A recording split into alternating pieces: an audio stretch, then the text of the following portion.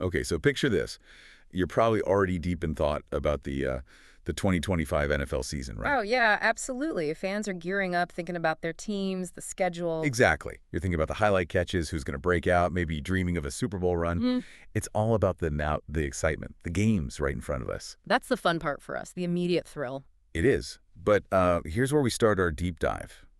Because for the folks actually in those NFL front offices, their season, well, it never really stops.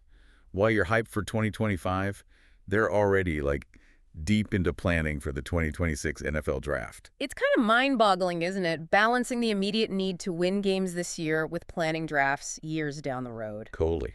They're operating on these parallel tracks. Yeah. And that's what we're getting into today, this long-term strategic thinking. Right. Specifically, we're going to focus on the Jacksonville Jaguars. Pro Football Focus, PFF, has an interesting angle on where the Jags should maybe focus for the 2026 draft. Ahead of the curve, as always. So our mission here is to unpack what PFF is saying, look at the specific player involved, and explore what it means for team building in general. Kind of a shortcut into how these teams think way, way ahead. Yeah, peeling back that curtain on the front office strategy beyond just the Sunday action. Okay, so let's ground this. The source we're looking at, it was updated June 24th, 2025. So pretty recent. It notes that, yeah, the Jags have plenty to worry about for the 2025 season. As you'd expect. But their scouts, their front office, they've already got one eye firmly planted on 2026. It really shows that NFL cycle, it just doesn't end. It truly is a never-ending machine. Draft ends, boom, scouting for the next year kicks into high gear. It's talent evaluation, roster management, projecting cap space. It's massive. And one of the big voices in that analysis space is, of course, Pro Football Focus, PFF. They dig into player grades, performance metrics, all that stuff. For very detailed stuff, snap by snap. And they recently asked this question. What's one area each team should already be thinking about for the 2026 draft? For Jacksonville, PFS pointed right at the future of linebacker Devin Lloyd. Interesting. Not just linebacker as a position, but specifically Devin Lloyd. That tells you something. It does. So let's dig into Lloyd's situation because it's like a perfect example of this whole thing. He's been a starter, a key guy for the Jags defense for 3 seasons now, basically since day one back in 2023. Yeah, came in as a first-rounder, expected to contribute immediately, and largely has. And PFF's grades back that up. Yeah. They noted he ranked 15th and then 13th overall among linebackers the last 2 years. Which is pretty darn good, consistently performing in that, upper echelon according to their metrics. Solid starter territory, maybe even a bit more. Right. Seems like a no-brainer to keep him around based on the performance. But here's the twist, and it's a big one. His rookie deal, it's up after the 2025 season, meaning he hits free agency in 2026. Okay, there's the deadline. And PFF says, look, it seems obvious they should re-sign him, but then they hit you with the key point. This is not the regime that drafted him. The regime change factor. That always complicates things. Explain that a bit. What does regime mean here, and why is it such a big deal? Well, regime is basically the leadership group, the general manager, the head coach who are making the key decisions. Lloyd was picked in 2022, first round. The Jags actually traded up back into the first round to get him. Right. A significant investment by the old group. Exactly. So the current GM and coach, they inherited Lloyd. They didn't pick him.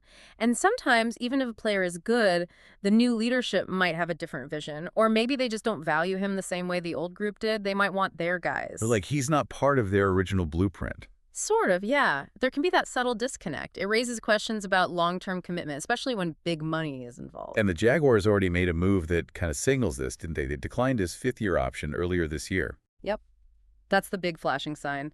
Declining the option basically makes 2025 a contract year, a prove-it year for Lloyd. Prove it to the new regime, essentially, even though he's still expected to be a key starter next to Foyesado Olukun. Absolutely. It puts all the pressure on Lloyd to perform exceptionally well and show he fits perfectly into what the current coaches want.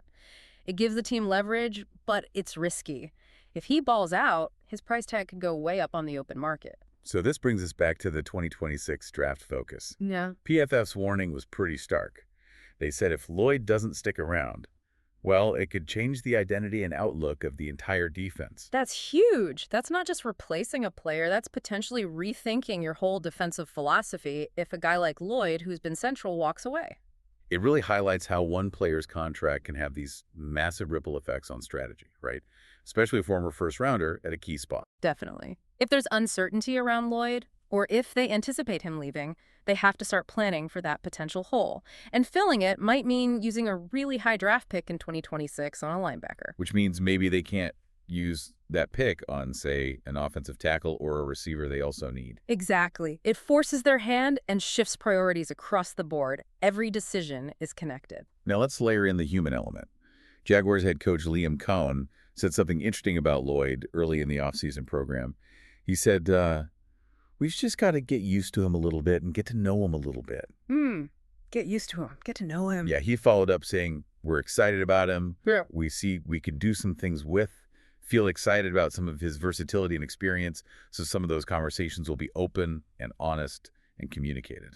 That language is careful, isn't it? Get to know him suggests it's not just about watching film from the past few years. It sounds like they're evaluating the whole package, how he fits the culture, his personality, his response to the new coaching. It goes beyond the PFF grades then. Those grades put him near the top, but the team declined the option. And the coach is talking about, well, getting acquainted. It really points to that tension between the analytics, the objective performance data, and the subjective factors. Things like scheme fit, coachability, leadership, locker room presence.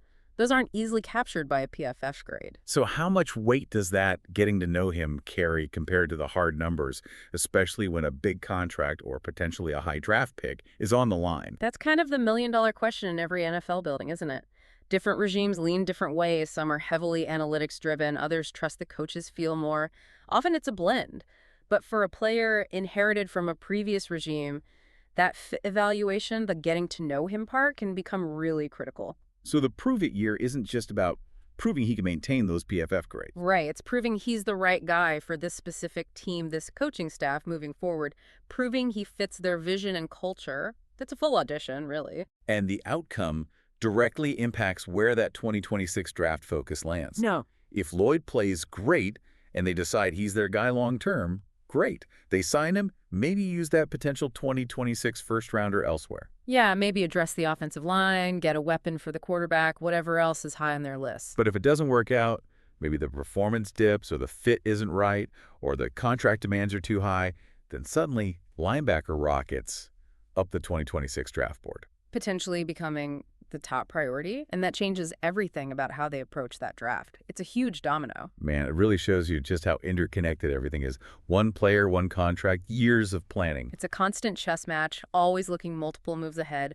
way beyond just the upcoming season. So wrapping this deep dive up, you can see that NFL team building is this incredibly complex, ongoing process. It never stops. In a situation like Devin Lloyd's, his performance, his contract, how he fits with a new regime, it doesn't just affect him. It dramatically shapes the team's future plans, especially where they might need to focus in a draft that's still, a year away. It dictates where the Jaguars' 2026 draft focus might have to be.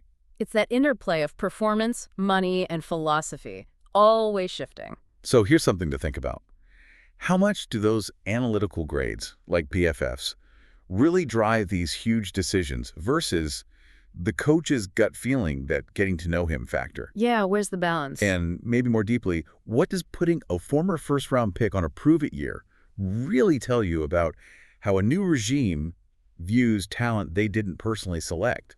It's more than just football strategy, isn't it? It's about organizational philosophy. Absolutely. Fascinating stuff to watch unfold, not just for the Jaguars, but across the league.